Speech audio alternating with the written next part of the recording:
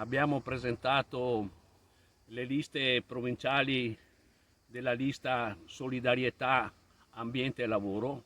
L'abbiamo presentata in tutte le province venete, corredata da 5.000 firme raccolte in decine di banchetti fatte dai nostri militanti e dalle nostre compagne in tutto il Veneto, dal Cadore all'Alto Polesine, dal Veneto orientale alla provincia di Verona, testimoniando così la nostra presenza e il nostro radicamento in tutto il territorio del Veneto.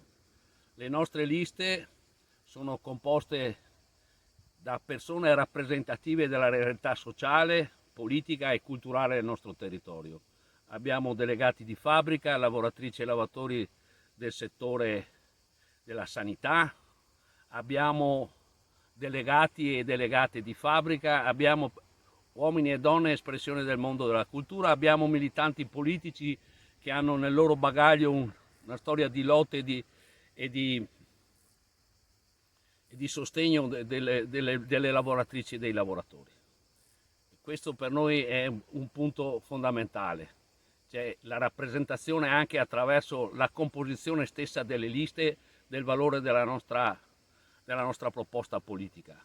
Aggiungo che nelle liste provinciali ci sono anche compagne e compagni che sono stati protagonisti delle lotte per la casa, in particolare della lotta contro la legge regionale sull'edilizia residenziale pubblica, che aveva innalzato, per scelta della giunta regionale di Zaia della Lanzarin, gli affitti delle case popolari anche di 2 o 3 volte.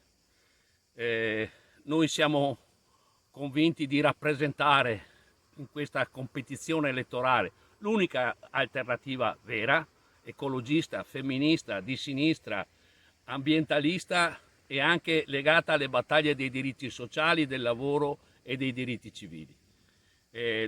Siamo alternativi a entrambi i poli di centrodestra e centrosinistra, che apparentemente contrapposti sulle questioni di fondo sostanzialmente convergono, dal tema dell'autonomia differenziata al tema delle grandi opere, al tema delle politiche del lavoro.